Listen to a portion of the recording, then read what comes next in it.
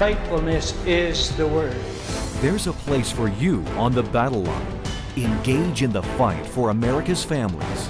Visit afa.net and then take your position.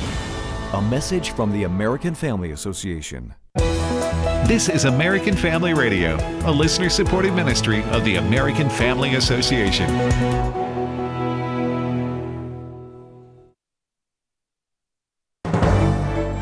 This is American Family News. I'm Steve Jordahl.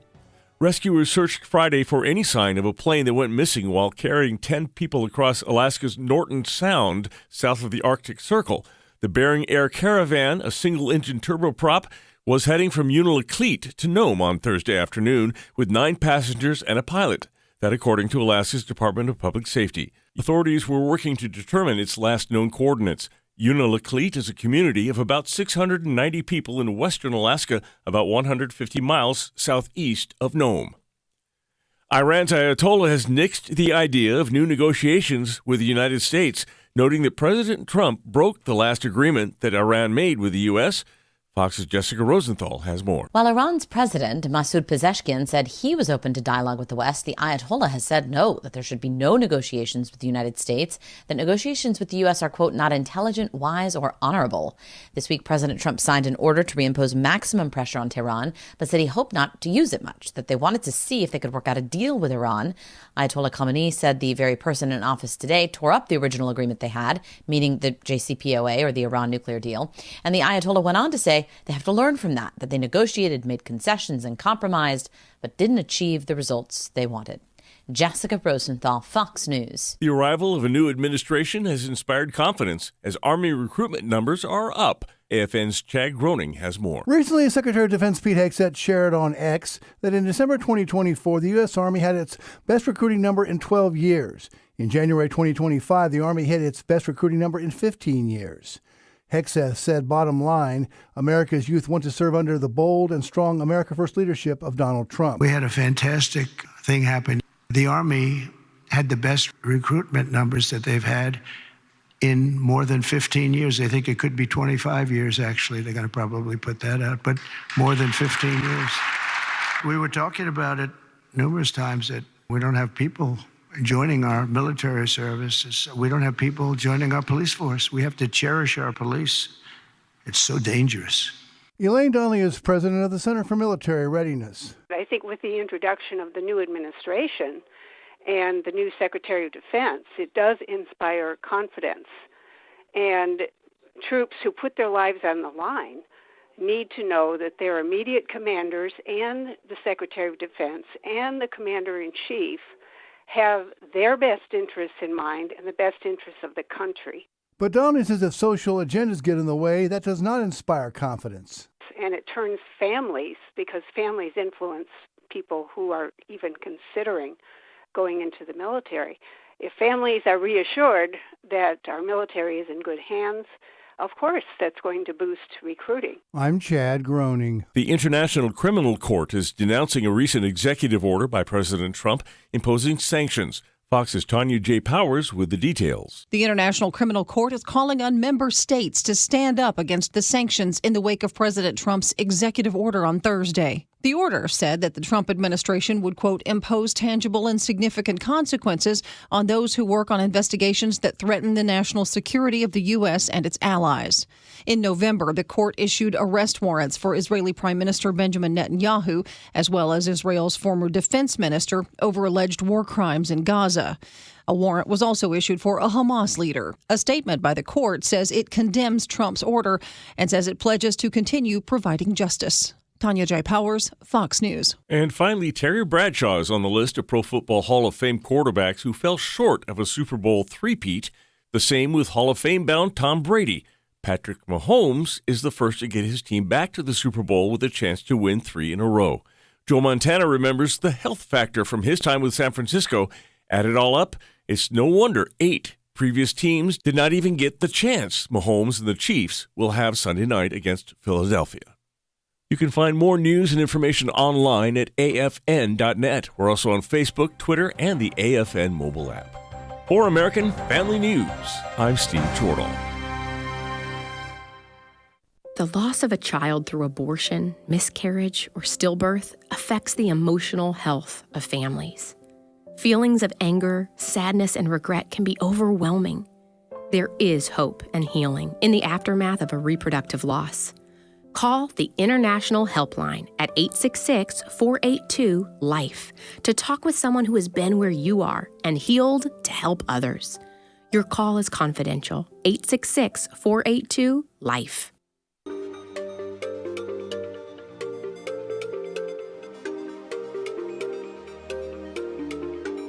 We inform. Religious freedom is about people of faith being able to live out their faith, live out their convictions, no matter where they are. We equip. Sacred honor is the courage to speak truth, to live out your free speech. We also rejoice in our sufferings because we know that suffering produces perseverance, perseverance, character, and character, hope. This is At the Core on American Family Radio. Welcome to The Core here on American Family Radio. It's our live edition of the program. And you may or may not know this, but behind the scenes, most of my Friday shows are pre-recorded on Thursday afternoon. And the only way you would know that is if I tell you. And then also, the past few weeks, we've actually been live on Fridays because of my schedule. So we're live now in studio. And we're going to bring you the news of the day. We'll have Chris Woodward in, as we do each Friday, and hopefully educate you on not just the news of the day, but how to view the news from a biblical and constitutional perspective. Once again, I'm Walker Wildmon. This is At the Core. You're listening to American Family Radio. I had an excellent evening last night in Birmingham, Alabama. I had dinner with several supporters of the ministry, and so we had a good time there in Birmingham, sat next to Clay and Diane and others, the White family as well. So Bill as well. So several of you came to our dinner last night in Birmingham. We just added a signal, by the way, in Birmingham and Tuscaloosa. We already had a Tuscaloosa station, but we added another one to cover more of it. So if you're living in Birmingham, Alabama, or Tuscaloosa, Alabama, or you know people who do, we have American Family Radio there. And our Birmingham signal is rather impressive. I was kind of surprised. That was my first time to drive the signal yesterday. And we're getting downtown Birmingham.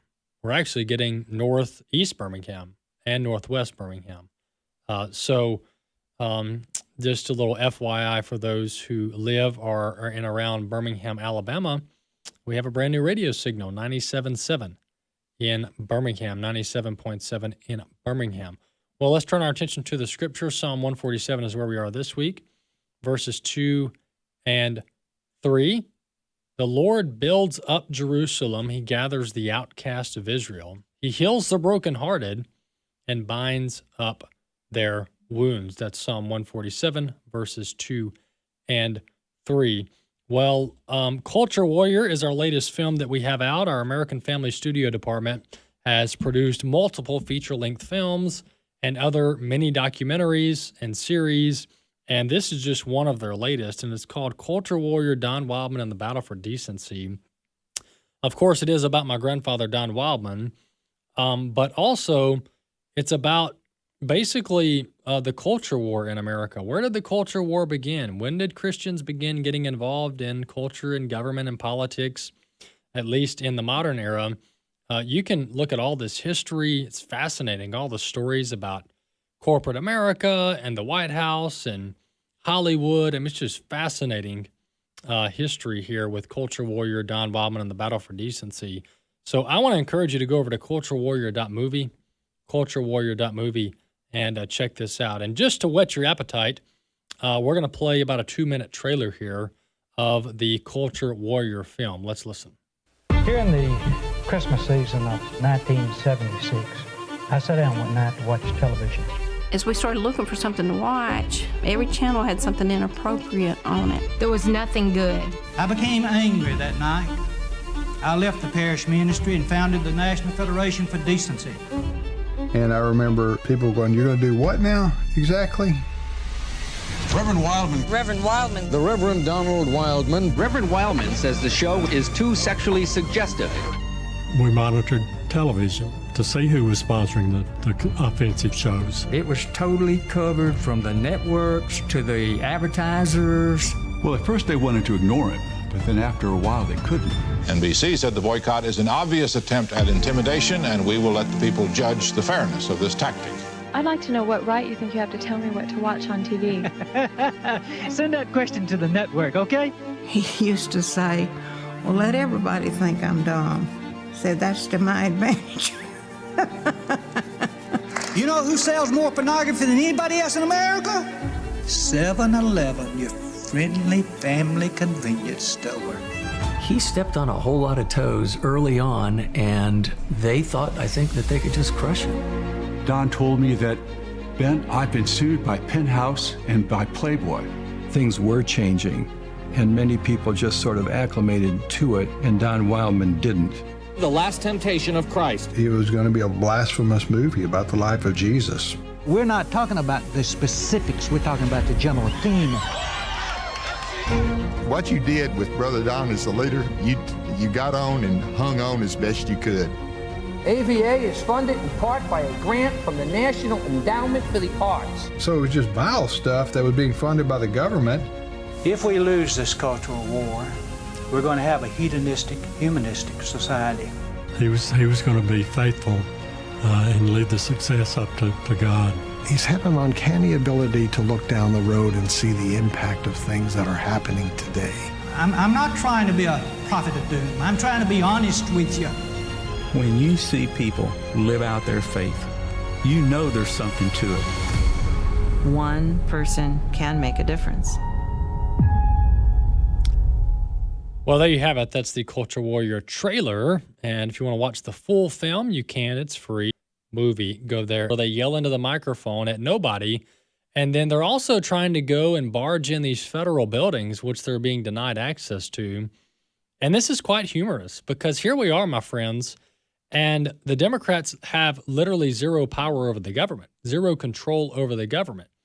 And so they are not in charge of committees. They aren't in charge of either chamber. And, of course, they aren't in charge of the executive branch. And then the Supreme Court is captured by conservatives at the Supreme Court. So Democrats have no power. And that's not an exaggeration. That's not an understatement.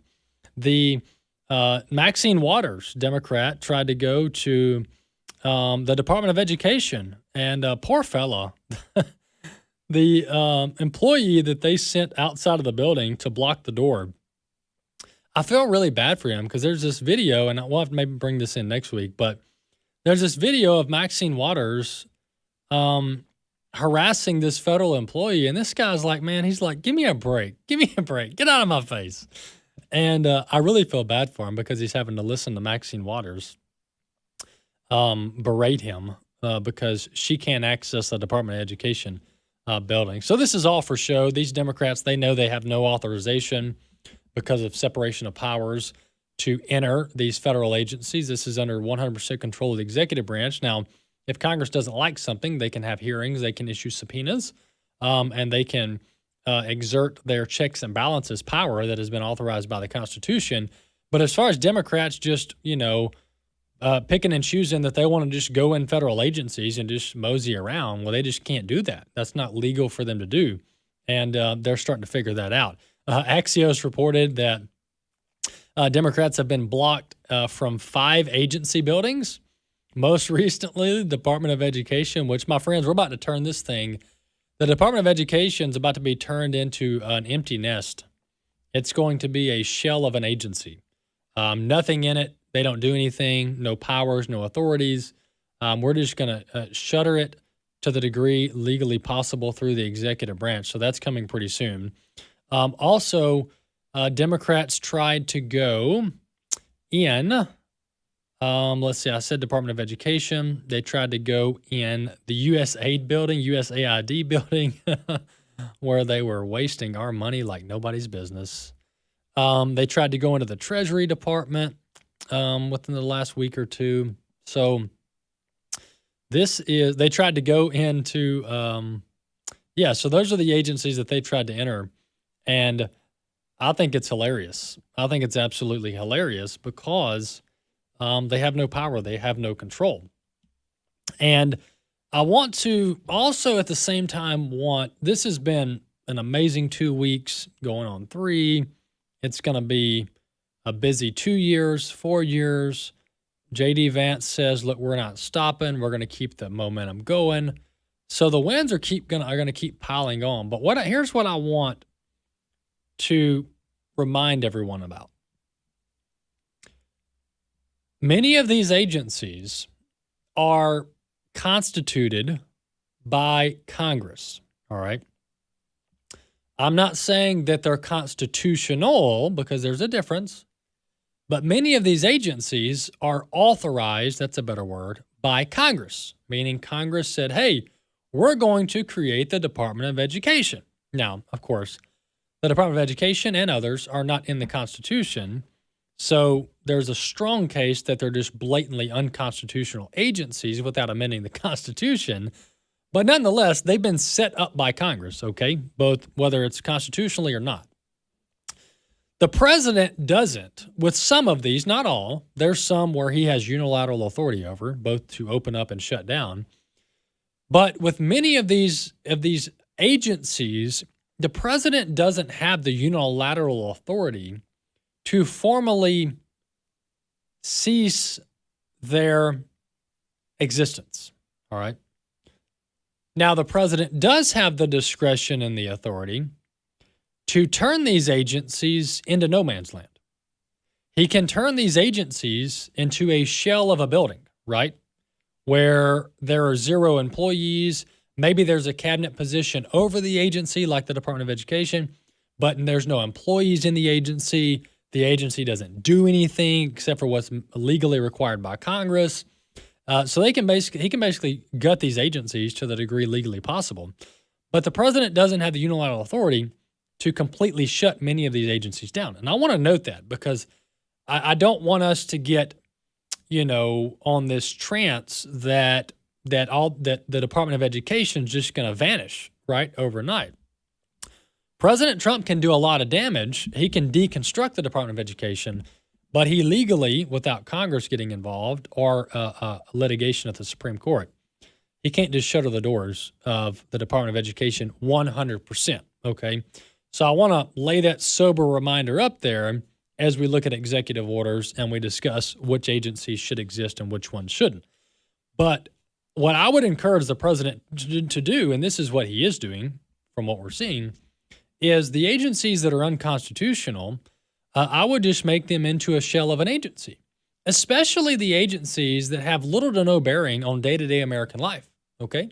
For example, if you shut down the IRS tomorrow and you lay off tens of thousands of IRS employees, well, there's going to be implications there. There's going to be fallout, okay? I'm not saying he shouldn't.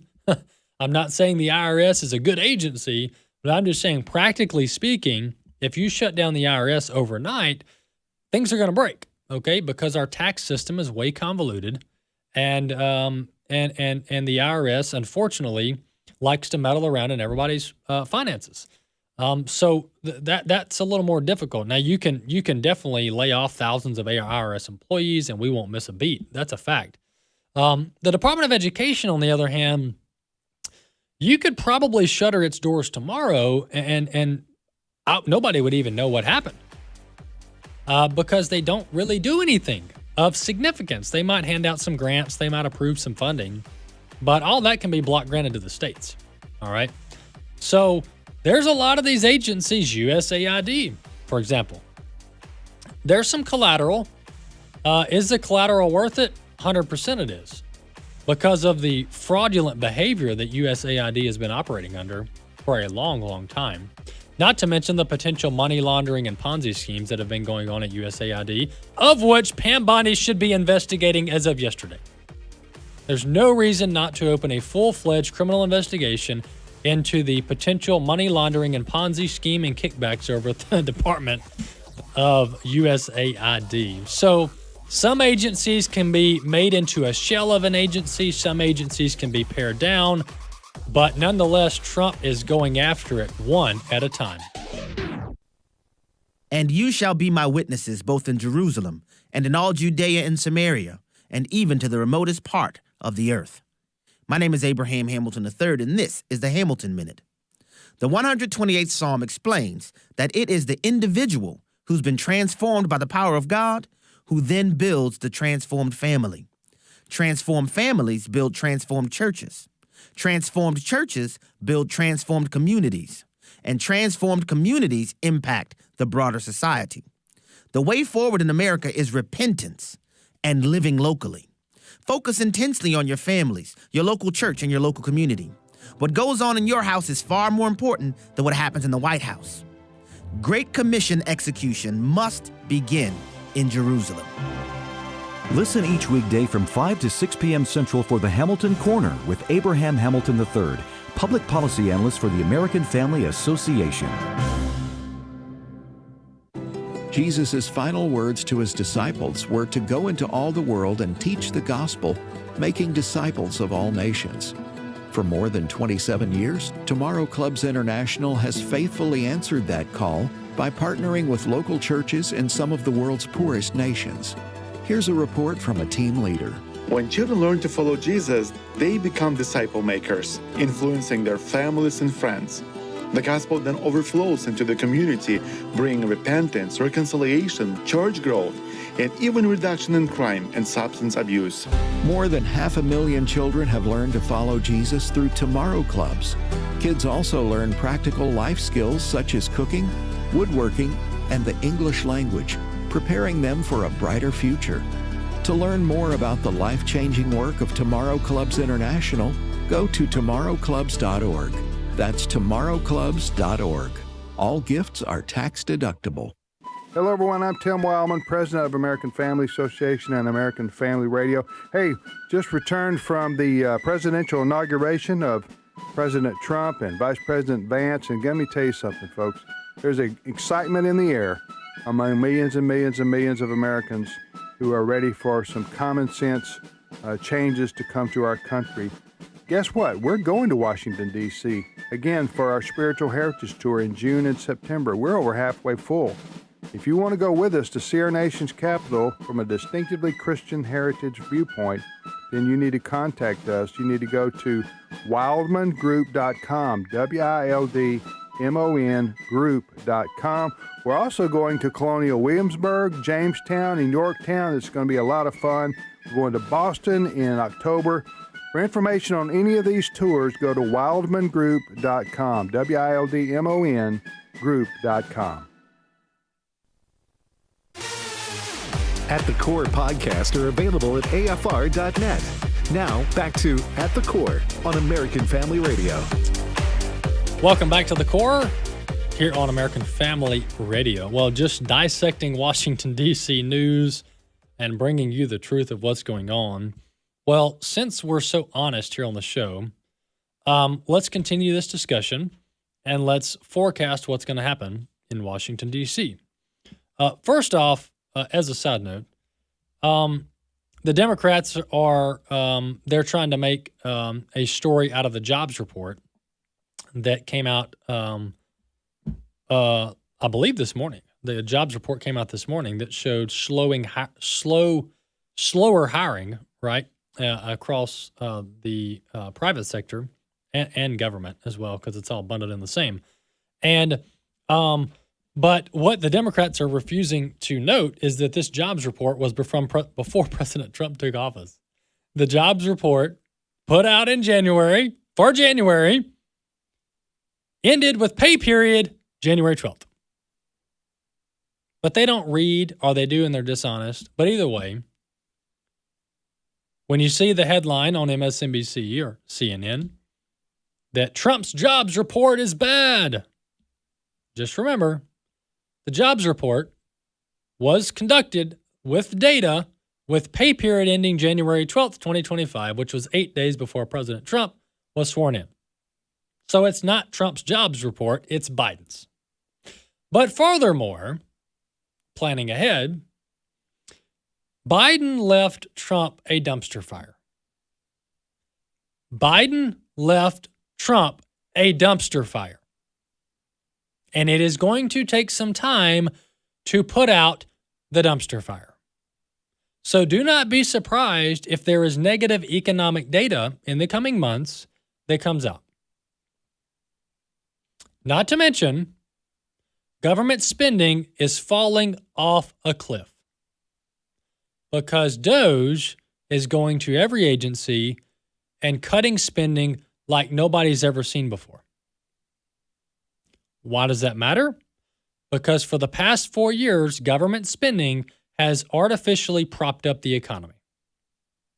Nearly 100% of jobs added under Biden were government jobs or government subsidized jobs.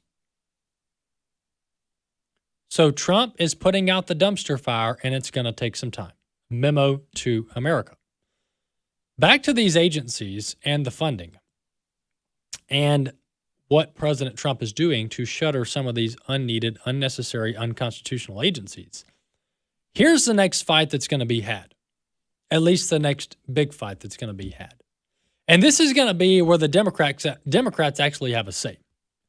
And here's why the Democrats have a say. It's because the Republicans have allowed them to have a say. And that is federal government funding, all right? There was a government shutdown for 30-plus days under the Trump first term because Democrats refused to fund his border wall.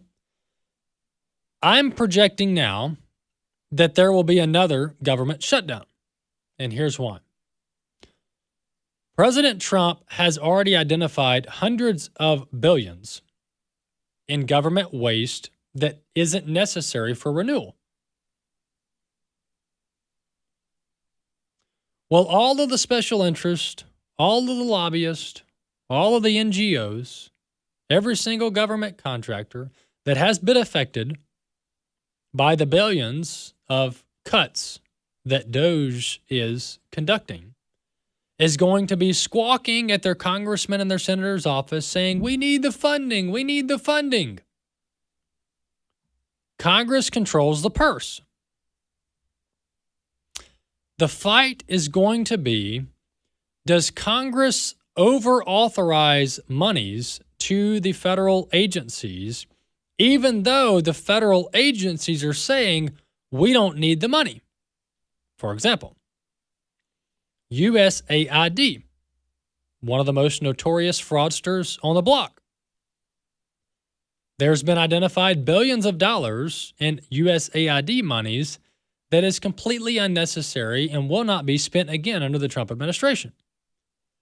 So USAID, now under the direction of the Secretary of State, Marco Rubio, is going to tell Congress through the budget package that we don't need all the money, the $60 billion you gave us last year. They're going to say something to the extent of, we need half of that, or we need 3/4 of that, but we don't need 100% funding of what you gave us last year. But with all the kickbacks, with all the fraud, with all the abuse, with all the laundering, the question is Congress going to insist that the fraud and abuse continue? I think that will be the next fight. And that's where the Democrats actually have a say. Why do the Democrats have a say over funding when Republicans control the House and the Senate? Really good question. Because the Senate has this, in my opinion, not very good rule where you have to have 60 votes to pass legislation. It's called the filibuster. Now, it's really a fake filibuster because they actually don't talk on the Senate floor during the entirety of the so-called filibuster. And some would say, and they make a viable argument, that the filibuster is a good thing. It has blocked the Democrats from doing very dangerous legislation in the past, et cetera, of which I would not disagree with. But in this instance, President Trump is having to negotiate with upwards of 7 Democrats to get federal government funding done. And so I just think this is where the next scuffle is going to be. And I think this funding fight is probably going to be the first time that the Democrats actually have a leg to stand on, because their votes are needed to pass funding legislation through Congress, specifically through the Senate. So that's something to keep an eye on moving forward. Let's play a couple clips here and talk a little bit of foreign policy. The Israeli Prime Minister Benjamin Netanyahu visited the White House this week and was actually greeted by the president and given a formal entrance to the White House grounds. Unlike Biden refused to meet Netanyahu, refused to do a photo op with Netanyahu, and instead sent the vice president. Oh, wait, didn't even send the vice president to meet Netanyahu. So Netanyahu is back, welcomed to the White House. He has an ally in the White House. President Trump was floating ideas about what on earth do we do with Gaza. Let's listen to a little bit of President Trump's latest idea on what to do with Gaza, clip 2. I think everybody wants to see peace in the region, Sean. The U.S. will take over the Gaza Strip, and we will do a job with it, too. We'll own it and be responsible for dismantling all of the dangerous unexploded bombs and other weapons on the site, level the site and get rid of the destroyed buildings, level it out, create an economic development that will supply unlimited numbers of jobs and housing for the people of the area. Do a real job, do something different. Just can't go back. If you go back, it's going to end up the same way it has for 100 years. All right, so the White House has since, now I wouldn't say walked back on this idea, but rather clarified the idea in recent days. But when I first heard that, I thought, boy, that's a bad idea.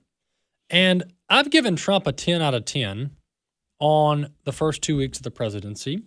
And I wouldn't even ding him for that bad idea because it was simply an idea floated at a press conference, not really a serious policy proposal.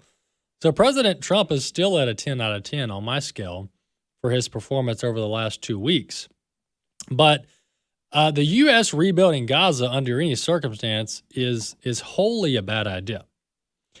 We can look at example after example of America trying to nation build, America trying to democratize the Middle East, and it just doesn't work.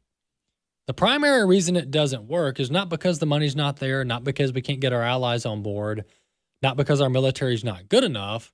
The reason it doesn't work is pure ideology. The Muslim ideology, my friends, doesn't want modern democracy, modern representative democracy where you elect your leaders go to the legislature, and there's a president, and there's a judicial branch. Folks, the Muslim ideology has never known such, okay? And they still don't today. They're not intimately involved in representative government, in freedom and liberty as displayed in the Bible and through Western ideals. So trying to teach a people group while you're rebuilding their society that we need to have a constitutional republic is just a high bar to reach, and it just doesn't work, okay? And not to mention, that's not really our job to nation build around the world for people who don't even want us there. These people don't want America there. Maybe some do, but the majority of these people just want to be left alone. All right. So that's kind of a quick answer as to why this won't work. The White House Special Envoy to the Middle East kind of came out later that evening and clarified that this is more about getting the Middle Eastern nations on board with some type of rebuilding plan for Gaza. Clip 1. I think everybody wants to see peace in the region, Sean. And peace in the region means a better life for the Palestinians. A better life is not necessarily tied to the physical space that you're in today. A better life is about a better opportunity, better financial conditions, better aspirations for you and your family. That doesn't occur because you get to pitch a tent in the Gaza Strip and you're surrounded by 30,000 munitions that could go off at any moment. It's a dangerous place to live today. And the president is saying, let's make it better for these people. Let's give them more hope. And if there are different places for them to live, let them make that choice. Well, my response to that is, number one, I don't want to hear anybody at the White House use the words dreams and aspirations because it so gives me Kamala Harris flashbacks and PTSD. So dreams and aspirations, just like I'll circle back on that, should be completely out of the terminology in the dictionary of the White House. Bobby, he is right that Gaza is a mess. Oh, yeah, no question about it. Half of it's probably uninhabitable. Yep. The question is, here's what I would say. Bobby, I would say that to a large degree, that people being able to live their lives and work and raise their families was partially happening in Gaza before the war, with the exception of maybe Hamas was doing some corrupt things. Right. They were. But as far as having a society where people from Gaza can live, that was the way. That was mostly the way before the war. Yes. Even though it's not very modern, right? Well, they did it 9 to 5 in Israel. Well, that's true. They actually, to your point, Israel Doctors, actually teachers, allowed what have you. Palestinians or Gazans to drive into Israel and work and earn an income before they destroyed the relationship. Right. But Bobby, I think going back to pre-war, with one caveat, Israel has full operational and security control of the entire Gaza Strip. Yeah, no question.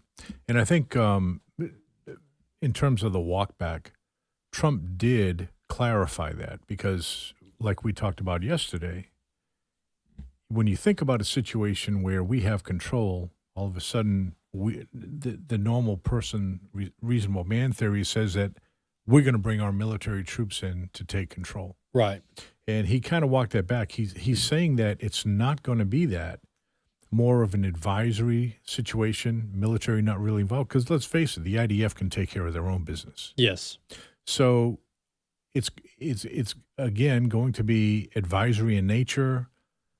Here's what you might want to look at. Here's what we can do. Here's where we might be able to help you in terms of a mutually beneficial arrangement. Yeah. But again, to allay the fears of the general public in the United States, I don't think they'll have to worry about sending their men and women to be put into harm's way. Yeah, I agree. And folks, here's the way forward. And this stuff's not complex. All right, you don't need a foreign policy degree. You don't need to be at the State Department to realize this. Let's go back to where we were before the war in Israel, and meaning people who were living in Gaza live in Gaza. All right. And whether Israel allows them into the remainder of the Israeli territory, that's 100% up to Israel. But this would treat Gaza just like we do the West Bank, just like we do every other PA, Palestinian Authority controlled. I'm going to be there in 2 weeks. These areas are controlled, quote unquote controlled. They're policed by the Palestinian Authority, but the entire perimeter is controlled by the Israeli Defense Forces. So nobody goes in and out of the West Bank. Nobody goes in and out of Palestinian-controlled regions without going through the IDF. All right? And that helps cut down on the terrorism. It's a fact. And then if Israel needs to run anti-terror operations within the West Bank or other PA-controlled regions, they do so. It happens every day. All right? So I think that's what Gaza needs to go back to. Who puts together the money to build it back? I think the countries in the Middle East need to. I think we need to probably tariff Iran or sanction Iran into oblivion and use their money to pay for the rebuilding of Gaza to the degree that you quote unquote rebuild it. I don't know what that looks like. But there's a way for, and I said back months ago, Israel needs to retain control of Gaza.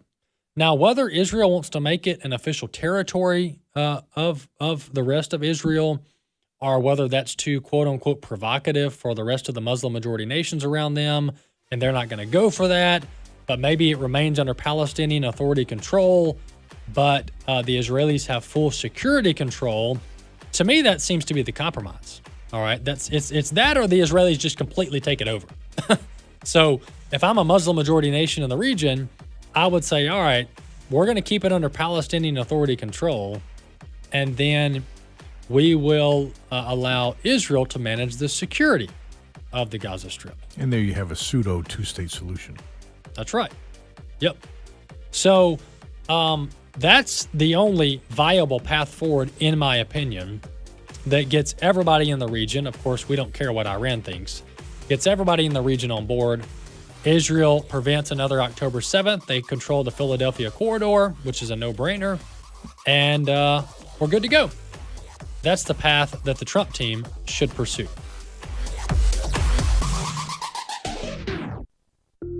What we believe about the Bible is based on what we believe about its source.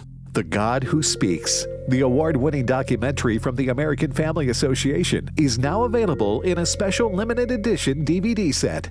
This release includes a Sunday school curriculum and 2 hours of additional footage. Go to thegodwhospeaks.org to get your copy today. thegodwhospeaks.org. The American Family Association's mission is to inform, equip, and activate individuals to strengthen the moral foundations of our culture. We also support the church. Our goal is to be a leading organization in biblical worldview training for cultural transformation. AFA aims to evangelize the lost and disciple the believer. We aim to strengthen biblical marriages and equip parents to raise godly children. Thank you for standing with the American Family Association. AFA Stream is your source for inspirational, informational, educational, and entertainment video content from American Family Association. You'll find documentaries like Culture Warrior, Don Wildmon, and the Battle for Decency. Television in those days would be considered extremely mild as to what's available today. You can access educational curriculum like Body of Evidence. And there the Lord says, the hearing ear and the seeing eye, the Lord hath made even both of them. You'll find titles like Life is a Civil Right from the AFA Cultural Institute. If you're Martin Luther King Jr.'s niece and you were tricked, my goodness, how many more were tricked? Much of the content is free to everyone. Great commission partners can see even more. And content is being added, so your options are increasing. Visit stream.afa.net and see what you like. AFA Stream, streaming video from American Family Association. We have to know what we're looking for in a judicial nominee. According to Philip Jareggi, choosing a federal judge nominee is more important than people may realize. Supreme Court justices under the Constitution, they serve, the Constitution says, during good behavior. Well, that really means life. The stakes are high, and failure can be devastating. We've gotten it wrong about 50% of the time with Supreme Court nominees.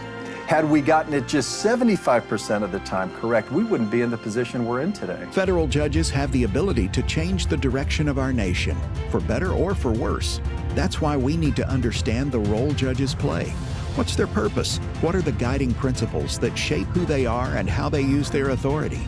Learn about that and more with the AFA Cultural Institute DVD, Principles of a Constitutional Judge, with Philip Jareggi. It's available now at resources.afa.net.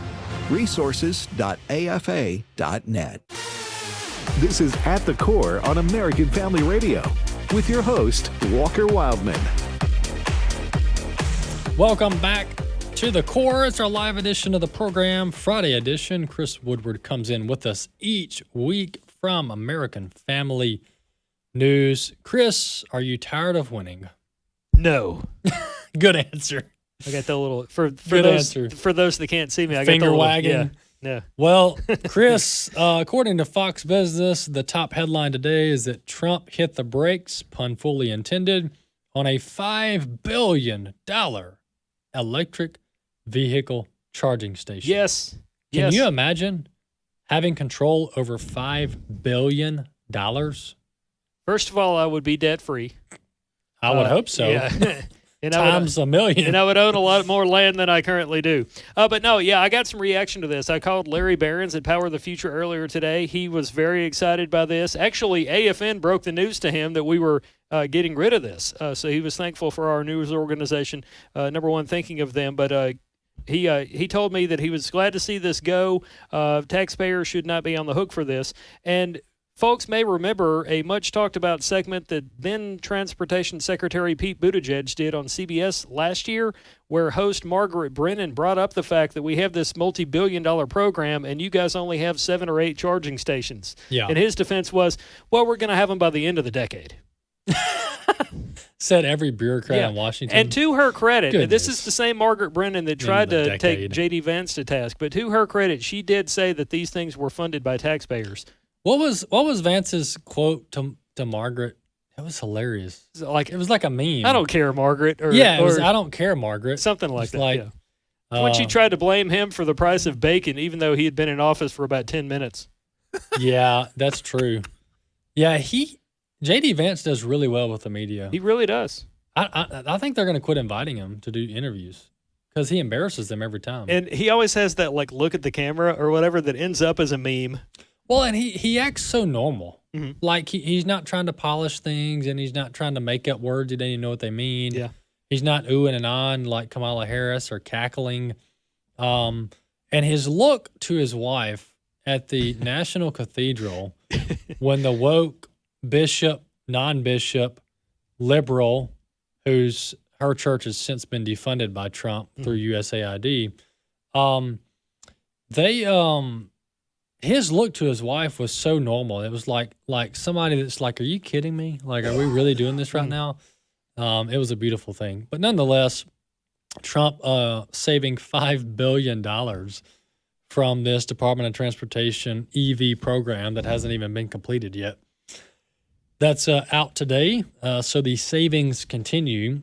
Chris, tell us some other stuff that's going on. Well, tens of thousands of federal employees supposedly have agreed to this buyout offer from the Trump-Vance administration. Over 60,000. And that number is probably going to grow because that's been delayed now to Monday, which leads a lot of people to believe that the president does have the authority to do this. The judge just kind of pushed it back a few days. The White House is not concerned. They do say that much like Walker may have the power to fire me, God forbid that should ever happen. Yeah, hopefully not. President Trump has the same power to tell, a federal employee adios. Well, and he's not even firing these people. He's giving them a buyout. Yeah, right. So it's like, so you're telling me these people can't retire? Yeah, like you're going to force them? Right. Are we going to slavery now? I mean, imagine that. Some of these people are probably due money back from like tax refunds. And you get a whole bunch of, money that you weren't expecting. Yeah, it doesn't make any sense. These judges, are you kidding me? I think the president, I don't like this Civil Service Act. I think it's a terrible idea. I don't think the president should be hamstrung on who he can and can't fire within the executive branch. It's like, is this like a fourth branch or something? I mean, if the president can't fire them and Congress can't and judges can't, then they are literally unfireable employees. How on earth can we function that way? You can't, which is why this needs to be nipped in the bud now. Yeah. And people look at this as a precedent. Obviously, presidents have power over things going back decades. Bobby remembers the whole situation. I don't.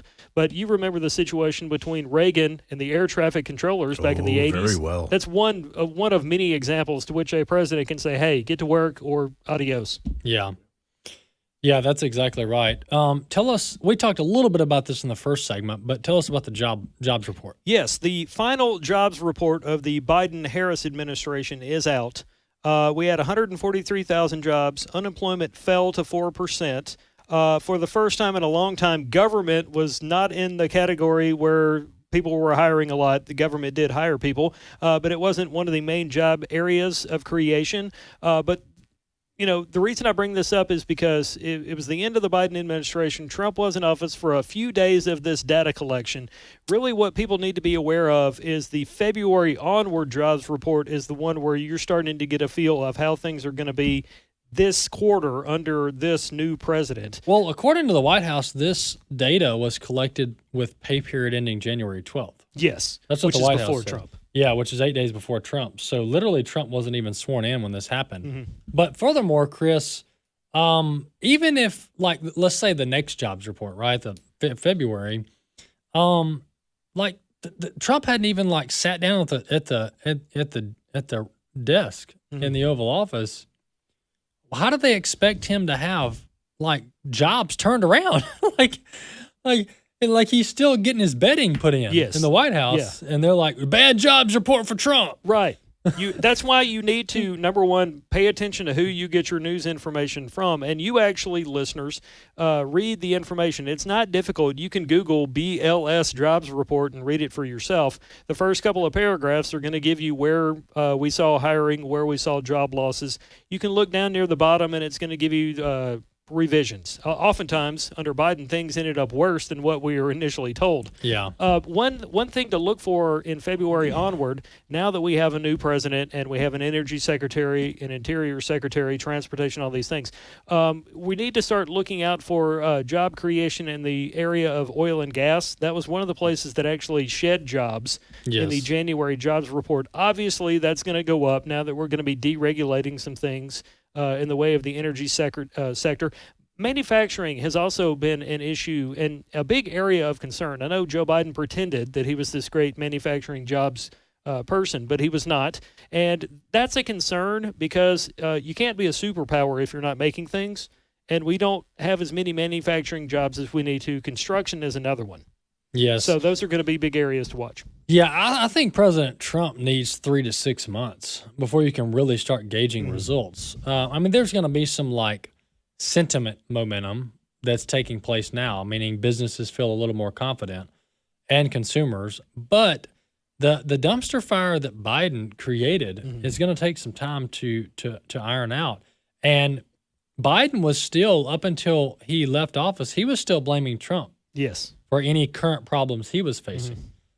So I think it's completely fair for at least the first 6 to 9 months for Trump to completely throw Biden under the bus. Yeah, I think one of the reasons why Biden liked to blame his predecessor so much is because his former boss, Barack Obama, spent his entire 8 years in office blaming his predecessor, George W. Bush. So I think he kind of took a page out of the old Barack Obama Communist Manifesto and just blamed the other guy for any problems that you had. Yeah, I agree. Chris, let's talk about the Target boycott. This was big news this week out of AFA. Yes, huge news, and you can find it on afn.net, particularly in the upper right section of the page under the trending stories section. It's been a huge week for us, a huge read for us this week on the website. But for people not aware of what I'm about to say, the American Family Association announced Tuesday it is ending its 9-year boycott of the Target Corporation over the company's decision to allow men into the bathroom and changing areas used by women and girls. The boycott, as I mentioned, it was 9 years long, and AFA did some really significant damage to Target's bottom line. For example, Target lost over $2 billion in stock value in the days following the boycott, and other corporations took note about the misguided Target policy. Meanwhile, Target announced single-occupancy restrooms in response to that former boycott.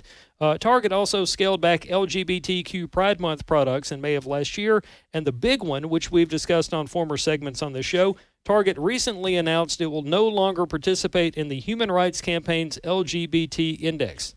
All that together led AFA to say things like, while Target is far from a good actor in the culture war, we asked ourselves if this boycott has served its purpose, and the answer is yes. Yeah, absolutely. This has been a long time coming, 9 years in the making, and Target made so many concessions over the years that justifying the continuation of the boycott was really difficult to do. So thus we ended the boycott. And look, we're not, as Chris said, we're not praising Target. We're not telling people they should shop there. I know there's a lot of people that still feel strongly about what they did and they don't want to shop there. And to that, that's your choice and we completely understand. But as far as AFA's official boycott, that's coming to an end. The point was proven, and multiple corporations backed off of their transgender insanity policies as a result of our boycott.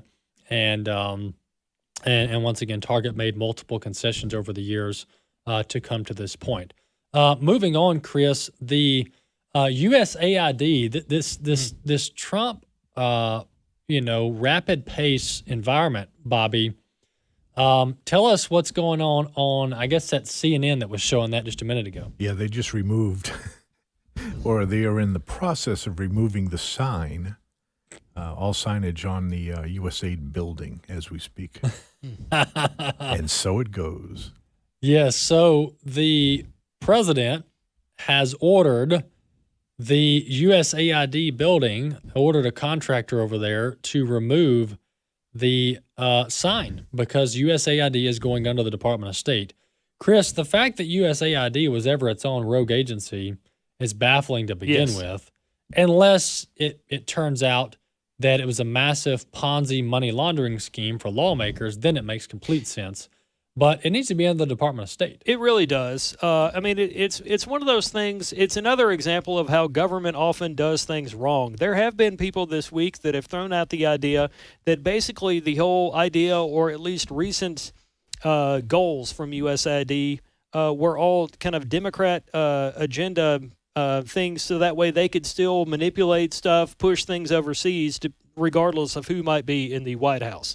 For people not aware of what we're talking about, our federal government for a long time now has been wasting your hard-earned tax dollars on all kinds of gobbledygook overseas that will never benefit you one way or another. For example, we were funding things like a transgender opera. We were paying for a transgender comic book. We were doing all kinds of these wasteful things in countries, unfortunately, some of our kids can't find on a map. And teaching Moroccans how to make pottery. Thank you very They've much. only been doing that for DEI 4,000 programs years. in Serbia. I mean, all kinds of, like, you know, people get mad all the time because I voted for this or that and you're not doing it. We don't have some of the things that people vote for because we're throwing money overseas at things that have nothing to do with that. And getting rid of this garbage will actually help make some more funding available. Folks, this is glorious. I mean, look, there are people. I've heard the stories. I know people. There are people that are losing their jobs because I don't know the numbers. I'm not saying it's apocalyptic, but I'm just telling you there are people losing their jobs because of this wasteful spending being cut. That's a fact. There's these nonprofits or these agencies, and the money is being literally cut off. The spigot is being cut off. But this is what President Trump was sent to do. So we shouldn't be shocked if this is how the system works. He's our elected president, and he promised he was going to do this. So I have no problem with it. Not to mention, this is a long time coming.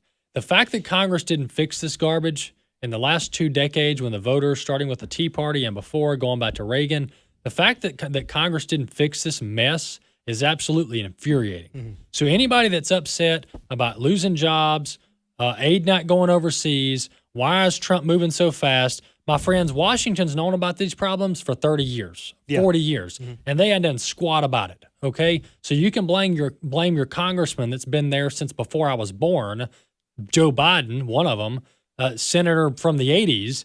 You can blame them for not fixing the problems. And when you let a problem persist for so long, and I'm totally on my soapbox, when you let a problem persist for so long, people get absolutely fed up, and then they take extreme measures to make sure that the garbage doesn't happen again. Yeah. That's what's happening in Washington, D.C. There was a fantastic quote from Jimmy Fallon, the comedian / personality at Fox News.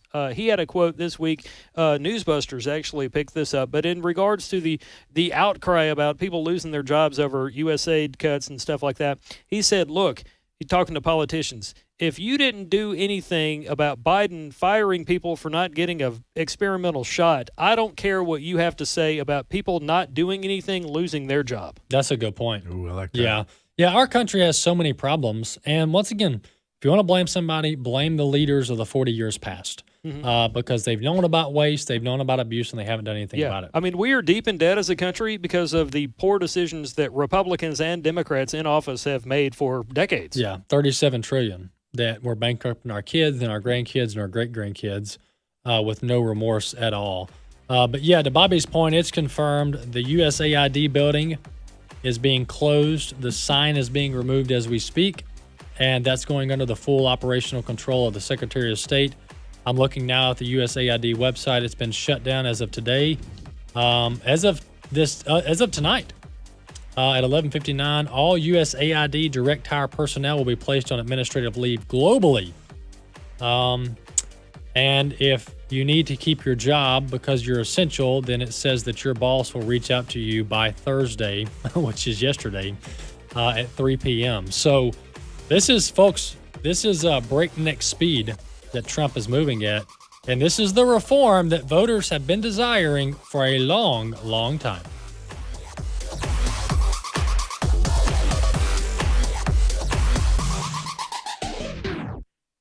The views and opinions expressed in this broadcast may not necessarily reflect those of the American Family Association or American Family Radio. Faith, family, freedom. American Family Radio. Dr. Travis was a man that was full of life.